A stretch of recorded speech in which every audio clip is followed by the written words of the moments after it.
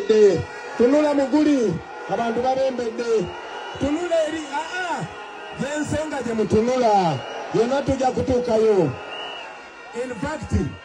tunula eri ku motoka babembedde. Tunula ku muti ogwo babembedde. Tunula ku guli babembedde. Ate bw'oba okyasaaga tulina no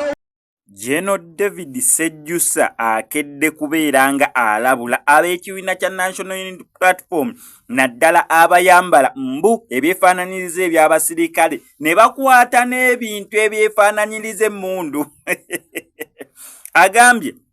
alabula abo omuvubuka yasinze okubeera nga trendinga eruwero eyo yakutte ebitoogo nsuubira byebyo bibeera bitoogo no si bitoogo ebyo babiyita batya katonda wange babiyita ebyo byagundi oluganda babiyita batya ebintu ebyo ebigundi amayuni ebigundi by'amayuni ebyo ndoza ye system y'amayuni kubanga wagulu wabeerayo leaves wakati awo system wansi no wabeerayo amayuni system z'amayuni ne bazipanga nesobola okubeera nga zeefaananyiza emmundu munnange bakedde kubeera nga balabula naye abeeruweero abantu bakoze ebivulu nanti omanyi buli gyagenda Bobi Wine buli omu afuba kulaba nga yasinzizza omuntu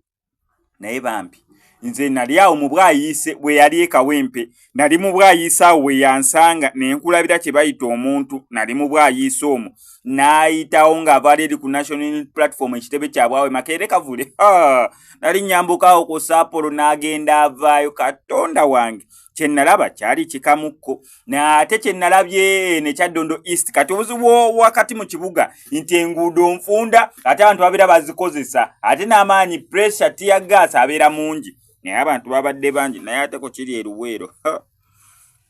tunuulidde ab'eruweero ne Bobi Wine naye nennyini n'alaba nga kimususse kagambye tunula eri abantu babembedde tunula eno abantu babembedde otunula eri abantu babembedde ate eri tulina owa security kweganga olabira ddala ekintu ddala masavu meereere embeera bwetyo yabadde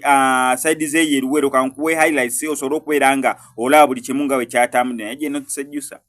alabudde yakutte ekyefaananyiza emmundu ddala kituufu kyefaananyiza emmundu oba tekyefaananyiza mmundu ansa wansi awo mu comment section.